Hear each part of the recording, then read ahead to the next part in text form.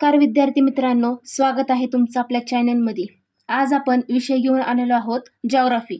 तर जिओग्राफी असा विषय आहे की UPSC मध्ये जिओग्राफी या विषयाला खूप वेटेज आहे. तर विद्यार्थी मित्रांनो, आपण या व्हिडिओच्या सिरीजमध्ये पूर्ण वर्ल्ड जिओग्राफी मॅपद्वारे शिकणार आहोत. तर बऱ्याचदा काय होतं की जिओग्राफीमध्ये किंवा मग बऱ्याच स्पर्धा परीक्षामध्ये भूगोल हा विषय आपल्याला अवघड जातो. का अवघड जातो की त्याच्यात बरेच मॅप्स असतात, मग ती आपल्याला लक्षात राहत नाही. कुठली नदी कुठून वाहते, त्याचा संगम कुठं होतो किंवा मग त्याचे उगमस्थान काय आहे, हे आपल्याला बऱ्याचदा जिओग्राफीमध्ये समजून येत नाही किंवा मग जास्त वेळ लक्षात राहत नाही. आणि UPSC हा असा प्रवास आहे की 2 वर्ष चालूच असतो. म्हणजे आपण एकदा ती सुरुवात केली की 2 वर्ष आपल्याला त्या परीक्षेला लागतो किंवा मग तो सिलेबस संपवायला आपल्याला 2 वर्ष लागतात. मग आपल्या इतक्या जास्त कालावधीत आपण तो सिलेबस किंवा मग जिओग्राफी हा विषय किंवा मग तो सेक्शन कसा लक्षात ठेवायचा. तर वर्ल्ड जिओग्राफी हा विषय नाजूक आहे आणि UPSC द्वारे वर्ल्ड जिओग्राफीवर बऱ्याचदा आणि बऱ्याच वर्षी PYQ मध्ये जास्त प्रश्न विचारलेले आहेत. मॅप शिकताना सुरुवातीला काय लक्षात घ्यायचं. आता मॅप सगळ्यात पहिल्यांदा आपल्याला कोणती कंट्री कोणत्या बाजूला आहे किंवा मग कोणत्या दिशेला आहे, तर आपल्याला दिशा महत्वाची आहे. तर मॅप शिकताना पहिल्यांदा आपण अशी आपल्या पेजवर किंवा मग आपल्या नोट्सवर अशी दिशा बनवून घ्यायची आणि ती तिथं रेखाटून घ्यायची. इथं नॉर्थ, खाली साऊथ, इकडे ईस्ट आणि इकडे वेस्ट. म्हणजे कोणती पण कंट्री असू द्या. सपोज एक्झाम्पल इथं ब्राझील आहे. ब्राझीलच्या ईस्टला काय आहे, वेस्टला काय आहे, साऊथला काय आहे, नॉर्थला काय आहे, हे आपल्या लक्षात आलं पाहिजे. चला तर मग आपण व्हिडिओला सुरुवात करूयात. आपण आज साऊथ अमेरिकाचा मॅप बघणार आहोत. साऊथ अमेरिकाचा पॉलिटिकल मॅप बघणार आहोत, की ज्याच्यामध्ये आपण कंट्री कव्हर करणार आहोत. त्यामध्ये साऊथ अमेरिकामध्ये कोणती कोणती कंट्री किंवा मग त्यांची कॅपिटल काय आहेत आणि त्याच्यात महत्त्वाचं काय आहे ते आपण आजच्या व्हिडिओमध्ये बघणार आहोत. अशाच नवनवीन व्हिडिओ आणि वर्ल्ड जिओग्राफी मॅप थ्रू आपण कव्हर करणार आहोत. तर चला मग आपण व्हिडिओला सुरुवात करूयात. तर पहिल्यांदा वर्ल्ड जिओग्राफी साऊथ अमेरिका. पहिल्यांदा काय होतं की मित्रांनो, UPSC प्रश्न खूप डेप्थ मधून विचारते. तर आता साऊथ अमेरिका आहे, तर साऊथ अमेरिकाच्या ईस्टला कोणतं ओशियन आहे, वेस्टला कोणतं ओशियन आहे, नॉर्थला कोणतं आहे, साऊथला कोणतं आहे, वेस्टला कोणतं आहे, हे आपल्याला जाणून घ्यायला हवं. की तसे UPSCने गेल्या वेळेस किंवा मग आदल्या इयर वाईज PYQ विचारलेले आहेत. PYQ तुम्ही अनालिसिस केलं तर तुम्हाला कळून जाईल. इथून पुढे पण विचारायची शक्यता आहे. अटलांटिक ओशन, पॅसिफिक ओशन आणि साऊथ अटलांटिक ओशन हे आपण बऱ्याचदा UPSCचा अभ्यास करत असताना प्रत्येक गोष्टी एकमेकांना रिलेट करायला शिका, म्हणजे रिलेटेड असतात. आता बघा, साऊथ अमेरिका आहे.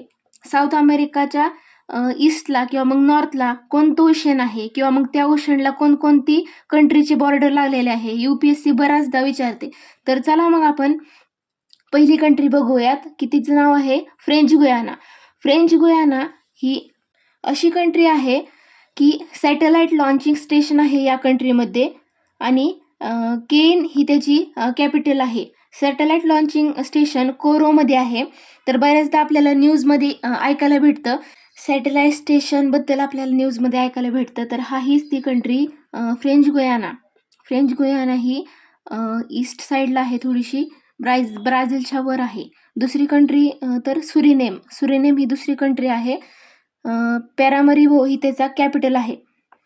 नंतर आता गुयाना, इथं बघा GUYANA, गुयाना आणि फ्रेंच गुयाना स्पेलिंग वेगळं आहे. मग UPSC असा प्रश्न विचारू शकते की गुयाना आणि फ्रेंच गुयाना एकमेकाशी बॉर्डर शेअर करतात का, तर नाही. याच्यामध्ये कोणती कंट्री आहे, तर सुरिनेम ही याच्या दोन्हीमध्ये कंट्री आहे.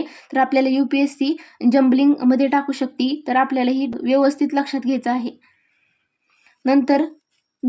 नंतरची कंट्री आहे जी की व्हेनेझुएला, सगळ्यात महत्त्वाची आणि नामांकित कंट्री आहे.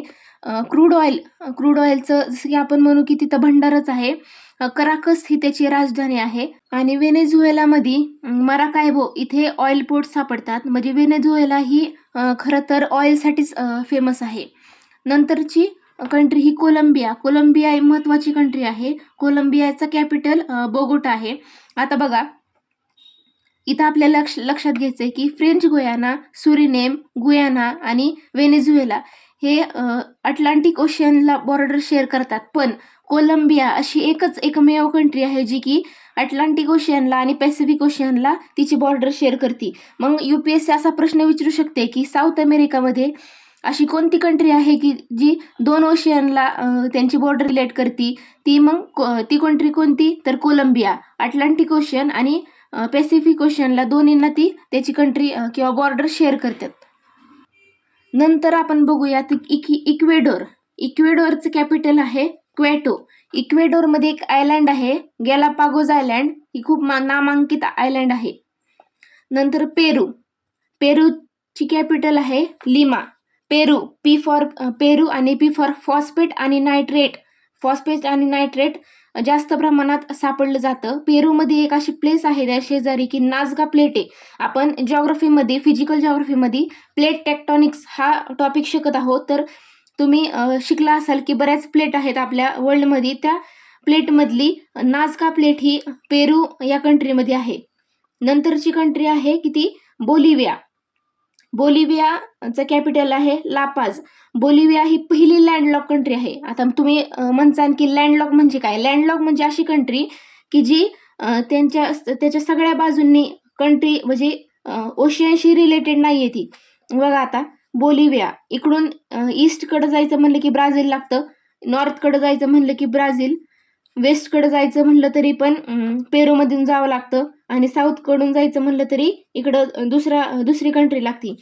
अशी कंट्री की सगळ्या बाजूंनी ती म्हणजे बंदिस्त आहे. त्याला आपण लँडलॉक कंट्री म्हणतो.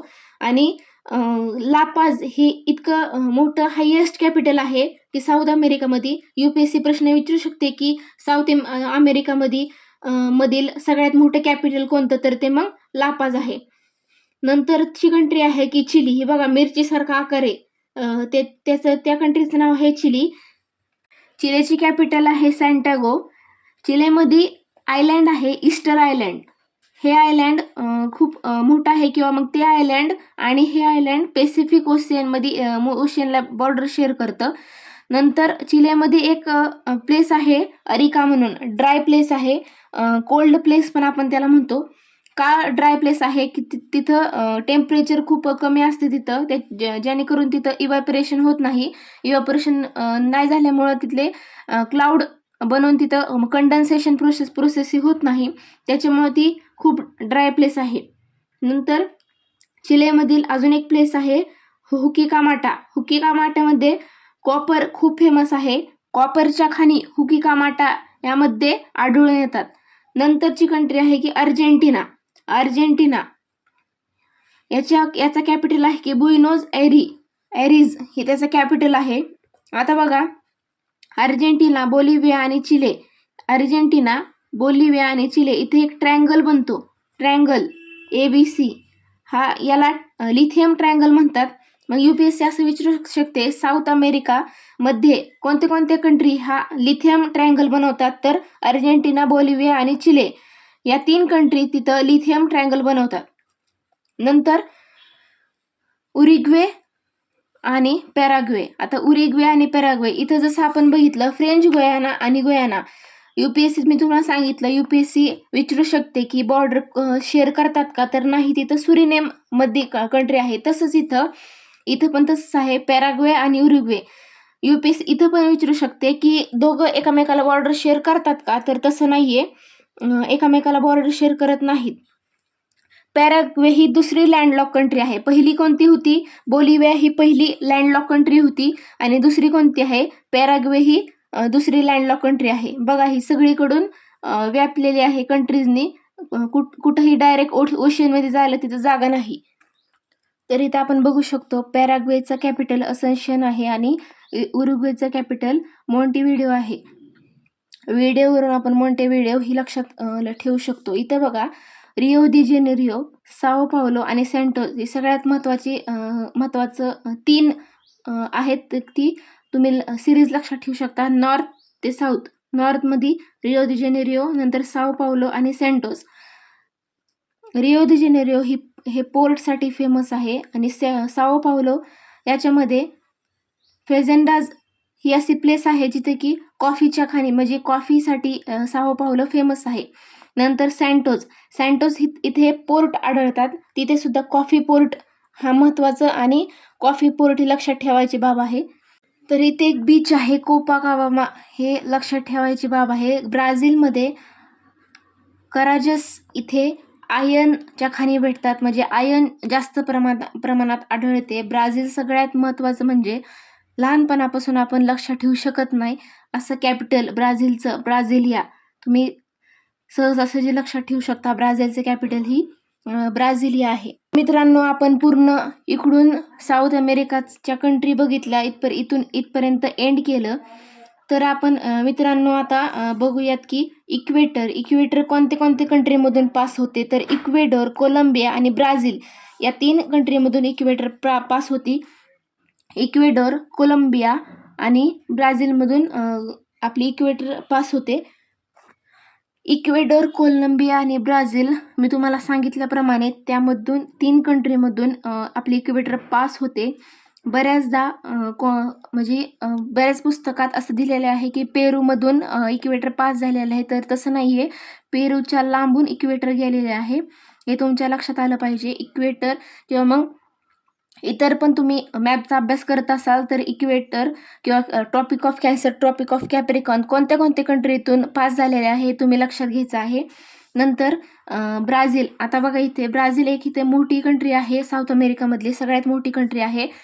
तर ब्राझील इकडे फ्रेंच गुयाना, सुरिनेम, गुयाना, परत व्हेनेझुएला, कोलंबिया या सगळ्यांना बॉर्डर शेअर करते. पण इक्वेडोर आणि चिले ही 2 अशा कंट्री आहेत की ज्या कंट्रींना ब्राझील ही त्यांची बॉर्डर शेअर करत नाही. तर तुम्ही हे पण लक्षात घ्यायचं आहे की ब्राझील, इक्वेडोर आणि चिले याला बॉर्डर शेअर करत नाही. आणि ट्रॉपिक ऑफ कॅन्सर कशामधून जाते तर साओ पावलोमधून ट्रॉपिक ऑफ कॅन्सर जाते. तिथं नो पोर्ट नाही आहेत. तिथं लक्षात ठेवा की साऊथ अमेरिकेमध्ये पोर्ट नसलेला एरिया कोणता आहे किंवा मग ती कोणत्या कंट्रीमध्ये येतं तर ते ब्राझील कंट्रीमध्ये येतं आणि साओ पावलो त्याची प्लेस आहे. तुम्ही लक्षात ठेवा. हे कसं आहे मित्रांनो, कोणताही मॅपचा अभ्यास करत असताना तो इतका डेप्थमध्ये अभ्यासा की ती झोपेत पण आपल्याला डोळ्यासमोर आलं पाहिजे. ब्राझील कुठे म्हणलं तर ब्राझीलची राजधानी काय आहे, ब्राझीलमध्ये काय काय फेमस आहे हे आपल्याला लक्षात आलं पाहिजे. यासाठी तुम्ही रोज मॅप वारंवार बघणं आवश्यक आहे. मॅपद्वारे तुम्ही जर जिओग्राफी कव्हर करण्याचा प्रयत्न केला तर तुम्ही UPSCला जिओग्राफीचं तुम्हाला कधीच अडचण येणार नाही आणि मॅपवर कोणताही प्रश्न विचारू द्या, तुम्हाला तो सहजासहजी सोडवायला येईल. आज आपण साऊथ अमेरिकाच्या मॅपमधला पॉलिटिकल मॅप बघितला, म्हणजे सगळ्या कंट्री आपण क्लिअर केला. नंतर आपण नंतरच्या व्हिडिओमध्ये, नंतरची जी माझी व्हिडिओ येईन त्या व्हिडिओमध्ये आपण पुढचे साऊथ अमेरिकाचे सेक्शन पूर्ण करणार आहोत. जसं की फिजिकल असन, इकॉनॉमिक असन, बऱ्याच सेक्शन आहेत साऊथ अमेरिका या मॅपमध्ये. तर आपण सगळं कव्हर करणार आहोत. तुम्हाला जर व्हिडिओ आवडली असेल तर चॅनलला सबस्क्राईब करा आणि व्हिडिओ शेवटपर्यंत बघा, जेणेकरून तुम्हाला सोप्या पद्धतीने वर्ल्ड जिओग्राफी समजेन मॅप्स थ्रू. कारण की कसं होतं की आपल्याला व्यवस्थित नावं लक्षात किंवा मग कॅपिटल असं लिहून किंवा पाठ करून लक्षात राहत नाही. ते आपल्याला व्हिज्युअलायझेशनद्वारे लक्षात ठेवावं लागणार आहे किंवा मग ते आपल्याला मॅप बघून लक्षात ठेवावं लागणार आहे. तरच आपल्याला ते 2 वर्षाच्या कालावधीत ते पूर्ण आपल्याला लक्षात राहील. तर व्हिडिओ आवडला असेल तर लाईक, शेअर, सबस्क्राईब करा. थँक्यू.